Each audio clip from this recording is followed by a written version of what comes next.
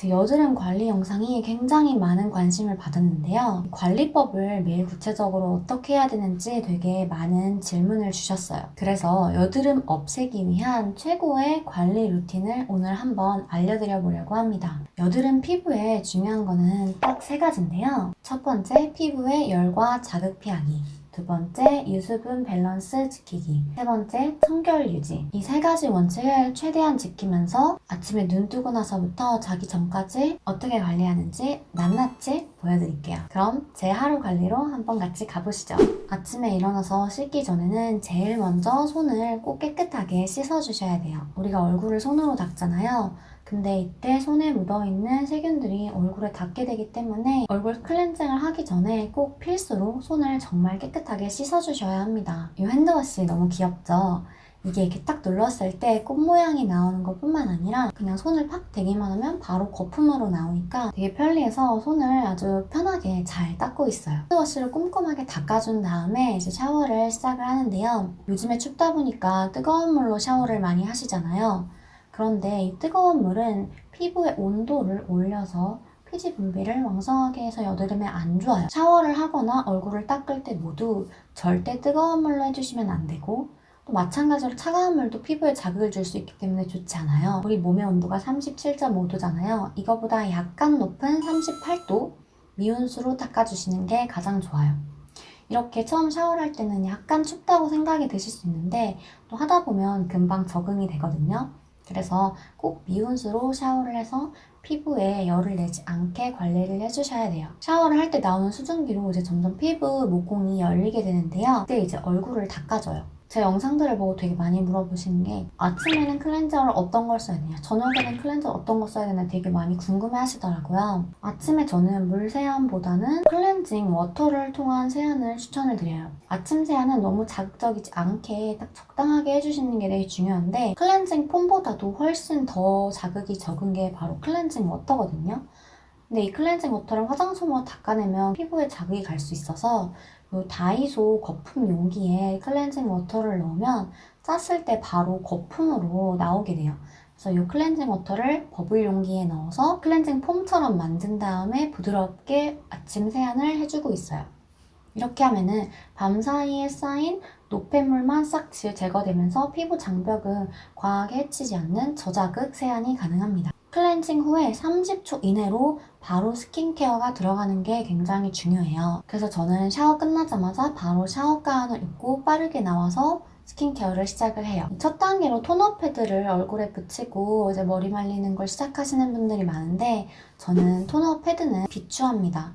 왜냐면 토너 패드가 이제 시트가 물에 젖어 있는 상태로 또 상온에서 이제 막 열었다 닫았다 하고 손도 닿았다 말았다 이렇게 하잖아요. 그래서 사실 곰팡이가 생기기가 되게 쉬워요. 그걸 막기 위해서 방부제도 되게 많이 들어가거든요. 또 이 패드로 이제 닦아내고 하는 것 자체가 피부에 자극을 줄 수 있는데 여드름 피부는 피부 자극을 최대한 피해주시는 게 굉장히 중요해요. 대신에 저는 이 에센스로 수분을 꽉 채워주는데 굉장히 신경을 많이 쓰고 있어요. 요 여드름 피부에 중요한 게 제가 유수분 밸런스를 잘 챙기기라고 말씀을 드렸잖아요. 그래서 세럼과 앰플로 최대한 수분 관리를 잘 해주고 있는데 아침에 저는 토너를 따로 쓰지 않고 바로 부스터 세럼을 첫 단계에 써주고 있어요. 부스터 세럼은 세안 후에 바로 사용하는 기능성 앰플이 더 피부에 잘 흡수될 수 있는 그런 밑바탕을 만들어주는 세럼이에요.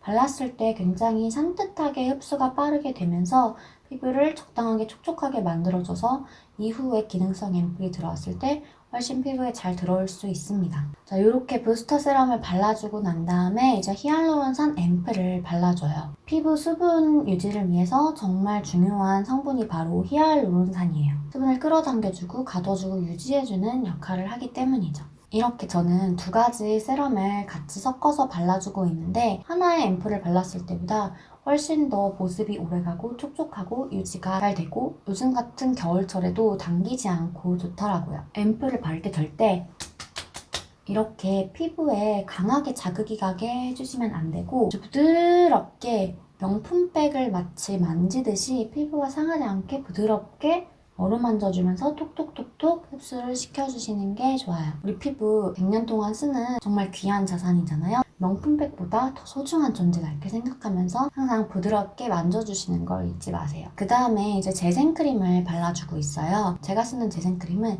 발랐을 때 피부에 되게 예쁘게 은은한 윤광이 도는 게 특징이에요. 보통 광이 도는 크림이 되게 끈적끈적거리잖아요. 근데 이거는 광이 도는데도 끈적거리지 않고 또 피부가 되게 좋아 보이는 그런 은은한 광이 돌아가지고 화장을 안 바를 때는 이거 하나만 발라도 어느 정도 매끄러워 보여서 되게 잘 쓰고 있어요. 이제 크림까지 바르고 나면 피부 건조함이 해결됐으니 이제 머리를 말려줄 거예요.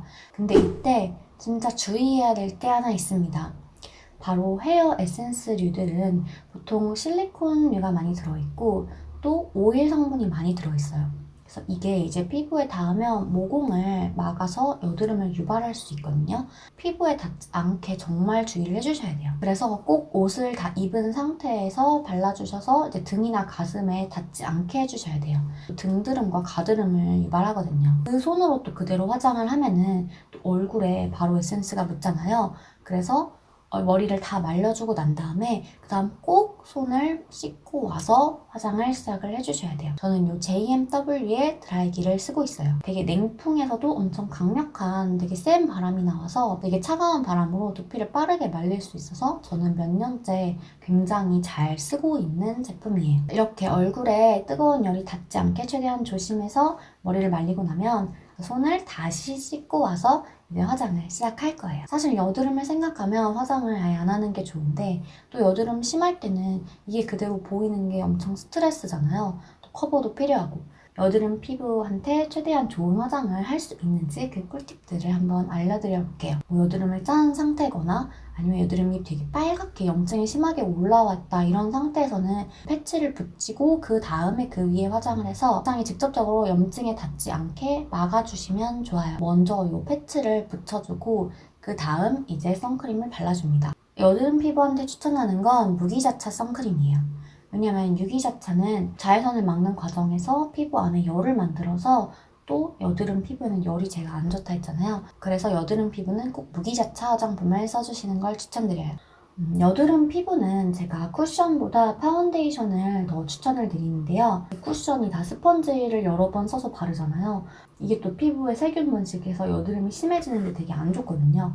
그래서 쿠션 쓰지 마시고 그냥 파운데이션을 일회용 스펀지 있잖아요. 그걸로 꼭 발라주세요. 제가 써본 컨실러 중에 여드름 커버에 가장 좋았던 거는 마루빌츠 캐모플라주 컨실러. 이게 가장 좋았어요. 여드름 피부들은 브러쉬보다 가급적 손을 사용해주시는 게 좋은데 마루빌츠 컨실러가 손으로 발랐을 때 커버가 되게 자연스럽고 잘 되더라고요. 이제 사무실에 일하러 가셨을 거죠? 사무실에서는 여드름 관리를 위해서 딱 3가지를 준비해 주시면 돼요. 첫 번째 가습기, 두 번째 물, 세 번째 미스트. 바로 피부 수분을 최대한 지켜주는 삼총사예요. 저는 이렇게 대용량을 놔두고 편하게 쓰고 있는데 이렇게 하면은 특히 요즘처럼 히터를 켜서 굉장히 건조한데 그걸 이제 지켜주는 효과가 있어요. 또 물 많이 마시면 피부에 좋은 거 모두 아시잖아요. 근데 그게 저도 진짜 힘들었거든요. 이게 습관을 만들려면은 결국 환경을 쉽게 만들어야 되는 게 가장 중요하더라고요. 1리터짜리 생수병을 사서 이렇게 앞에다가 놓으면은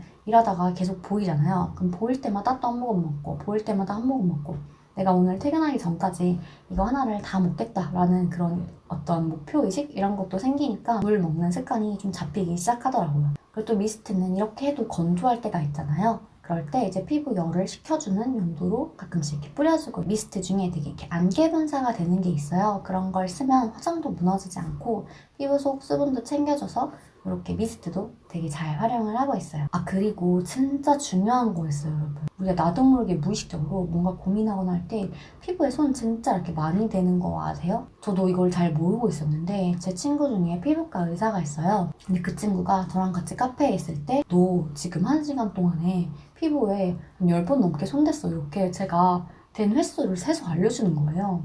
그 친구도 직업병이니까 그게 보였죠? 저는 제가 손을 거의 안 댄다 생각을 했는데 그걸 듣고 되게 깜짝 놀랐어요. 그래서 그 다음부터 손을 절대 대지 말아야지 이렇게 생각을 하니까 확실히 손을 대는 횟수가 많이 줄어들었거든요. 자 이제 열심히 일하고 집에 들어오셨죠? 그럼 이제 밖에서 덕지덕지 묻은 먼지랑 노폐물들 화장 이거를 다 깨끗하게 이제 씻어내 주셔야 돼요. 이 노폐물들이 모공에 쌓이면 되는 게 바로 여드름이라고 했었죠? 진짜 여드름 피부분들은 클렌징을 정말 목숨 걸고 해주셔야 돼요. 깨끗하게 클렌징을 하는데 가장 좋은 거는 이 클렌징 오일이 제일 좋아요. 세정력이 가장 좋거든요. 특히나 화장을 한 경우라면 꼭 클렌징 오일로 이중 세안을 해주시는 게 되게 중요해요. 피부 장벽 짚겠다고 클렌징을 덜 하는 것보다 차라리 클렌징을 진짜 깨끗하게 싹 하고 그 다음에 피부 보습을 화장품으로 더 잘 채워주는 게 훨씬 피부에 낫거든요. 클렌징 오일 바르시기 전에 아까 아침에도 제가 말씀드렸던 손 깨끗하게 닦는 거 먼저 꼭 하시고 그 다음에 오일을 발라줄 거고요. 바를 때 이제 부드럽게 이제 모공 반대 방향으로 롤링을 해주시면 되는데 클렌징 오일이 노폐물을 제거하는 가장 핵심 단계는 이 물을 묻힌 상태인 유화 단계이기 때문에 이때 최대한 신경 써서 좀 롤링을 더 꼼꼼하게 해서 노폐물을 지워주세요. 저는 화장을 한 경우에는 클렌징 오일, 알칼리성 클렌저, 화장 안 한 경우 그래도 저는 선크림은 꼭 바르기 때문에 이때는 클렌징 오일, 약산성 클렌저 이렇게 써주고 있어요. 생리 전에나 이런 때 좀 피지가 또 많이 올라오잖아요. 그런 때도 알칼리성 클렌저로 써주고 있습니다. 약 알칼리성 클렌저는 마녀공장 클렌징 폼을 쓰고 있고 약산성 클렌저로는 휘프트 클렌저를 쓰고 있어요. 되게 둘 다 거품이 몽글몽글하게 잘 나서 되게 자극 없이 피부를 닦아줄 수 있었어요. 그 다음 씻고 나면 제가 뭐라 그랬죠? 바로 30초 만에 스킨케어 시작! 해야 된다고 했죠. 아침엔 제가 부스터 세럼을 바로 발라줬다면 저녁에는 각질 관리 케어가 하나 더 추가돼요. 아하 성분을 사용해서 피부의 표면의 각질을 부드럽게 녹여줄 건데요. 제가 쓰고 있는 건 밀크필 토너인데요. 저자극으로 힐링을 하면서도 또 우유 단백질이 들어있어서 피부를 촉촉하고 이제 매끄럽게 관리하는 데 도움을 주는 그런 스페셜 케어 제품이에요. 저 같은 민감성 피부도 매일 자극 없이 부드럽게 쓸 수 있고 이거 쓰고 난 다음부터 진짜 좁쌀이 많이 줄고 피부결이 되게 매끄러워졌어요. 무엇보다 제가 이 제품을 만들 때 되게 신경 썼던 거는 절대 건조하지 않고 촉촉하게 만드는 거였어요. 에센스나 앰플 이런 걸 안 발라도 굉장히 촉촉해서 지성분들은 이거 하나 바르고 바로 크림을 발라주셔도 되는 제품이에요. 그리고 평상시 나이트 루틴은 아침이랑 비슷한데 앞에 밀크필 토너만 추가돼서 밀크필 토너, 부스터 세럼, 히알루론산 앰플, 그 다음에 크림 이렇게 가고 있어요. 레티놀, 비타민C 이런 건 안 쓰냐? 이런 질문이 있죠. 여드름이 잘 나시는 피부들은 그런 고기능성 앰플은 좀 최대한 안 써주시는 게 좋아요. 왜냐면 그게 이제 피부에 그만큼 자극을 줘서 또 트러블을 더 유발하거든요.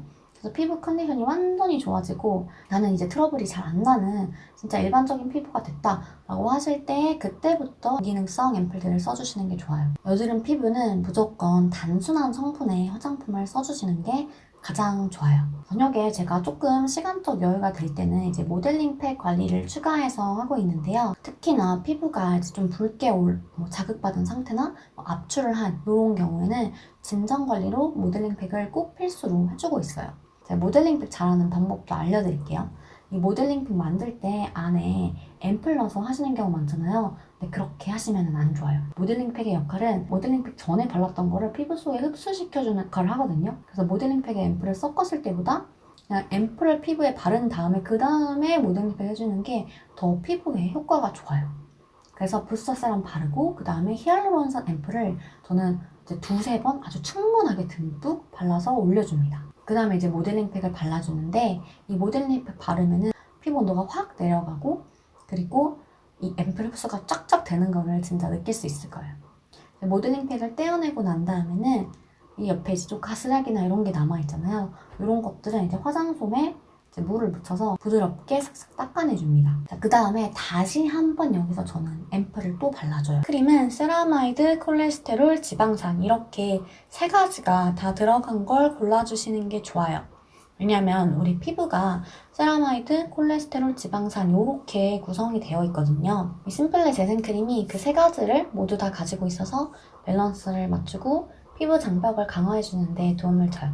그래서 이 크림 말고도 크림을 고르실 때 여러분 꼭 세라마이드랑 콜레스테롤, 지방산이 다 같이 잘 들어있는지 보고 골라주세요. 이제 이렇게 크림까지 다 바르고 난 다음에 연고 케어를 할 건데요. 올라온 부위에 이 페어 아크네 크림 또는 에크논 크림을 듬뿍 얹어놓고 그 다음에 이제 푹 자고 일어나면 진짜 염증이 확 많이 가라앉는 걸 느낄 수 있어요. 꼭 접있고 빨간 염증에 꼭 이 크림 한번 듬뿍 얹어놓고 잡으세요. 자, 이렇게 이제 제 나이트 루틴을 말씀드렸는데요. 그런데 주의해야 할 게 있어요. 여드름을 안 나게 하는데 각질 제거가 되게 중요하긴 한데 이 각질 제거는 잘 쓰면 정말 황금 같지만 또 잘못 쓰면 되게 독이 되거든요.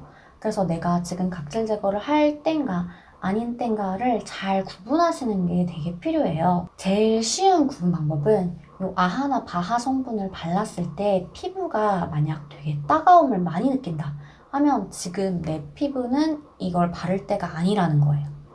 피부 장벽이 많이 무너져 있어서 그게 되게 따가운 거거든요. 그러면 바로 아하나 바하 이런 거는 사용을 멈춰주시는 게 좋아요. 그거보다 이제 피부 보습 강화에 신경을 써주셔야 돼요. 저도 가끔씩 피부가 많이 상하면은 이 밀크필 토너가 되게 저자극으로 만들었음에도 불구하고 되게 피부가 따가움을 느낄 때가 있거든요. 짧게는 한 3일, 길게는 일주일 동안 사용을 멈추고 보습 강화를 엄청 신경을 써줘요. 앰플을 2배로 늘리고요. 그 다음에 크림을 바른 다음에 이 호호바 오일을 한 방울 올려서 얼굴 전체에 코팅을 해줘요. 이렇게 오일로 코팅을 해주면은 이 안에 갇힌 수분이 날아가는 걸 막아줘서 피부 장벽을 개선하는 데 훨씬 도움이 될 수가 있어요. 이렇게 한 일주일 정도 동안 관리를 해주시면 우리 피부가 되게 다시 정상화가 되기 때문에 그 다음에 이제 아하나 바하를 써서 각질 제거를 해주시면 건강한 피부를 유지할 수가 있습니다. 밀크필 토너를 발랐을 때 내 피부가 얼마나 따가운지를 하나의 신호로 삼아서 지금 내가 무슨 관리를 집중할지를 정하기도 해요. 발랐을 때 만약에 따갑다 그러면 뭐 미백이나 주름 이런 관리를 할 때보다는 나는 보습 관리에 장벽을 세워줄 때구나 이렇게 생각을 하고요. 발랐을 때 많이 따갑지 않다 그러면 이제 미백이나 탄력 관리에 좀 신경 써볼까 이렇게 맞춰서 관리를 하고 있어요. 우리 피부는 항상 계속 수시로 변하니까 내 피부가 보내는 신호에 항상 민감하게 귀 기울여서 맞는 관리를 그때그때 해주시는 게 필요하답니다. 자, 이제 모든 피부 관리가 다 끝났으니까 푹 수면을 해줄 텐데요. 수면까지가 피부 관리의 마지막이다 라는 거 꼭 잊지 말아주세요. 제 경험상 7시간에서 8시간 잘 때가 딱 제일 좋더라고요. 자는 시간과 일어나는 시간을 좀 일정하고 규칙적으로 유지해주시는 거에 신경을 써주셔야 돼요. 들쭉날쭉하게 잘 때가 호르몬이 제일 교란되고 우리 몸이 제일 혼란스러워 할 때거든요. 그래서 그때 피부가 제일 안 좋아져요. 사실 제가 오늘 알려드린 이 화장품들을 꼭 그대로 따라 쓰지 않으셔도 돼요. 사람마다 더 잘 맞는 화장품들은 분명히 다를 수 있거든요. 하지만 제가 오늘 알려드린 어떤 생활 습관들 있잖아요. 이런 거는 사실 모든 피부에 다 좋은 거라서 꼭 지켜주셨으면 좋겠습니다. 매일의 사소한 습관들이 쌓여서 내일의 나를 만드니까요. 또 알차고 좋은 정보들로 저는 찾아올게요. 오늘 영상이 도움이 되셨다면 구독과 좋아요 눌러주시고 궁금한 점은 언제든지 댓글로 많이 달아주세요. 안녕.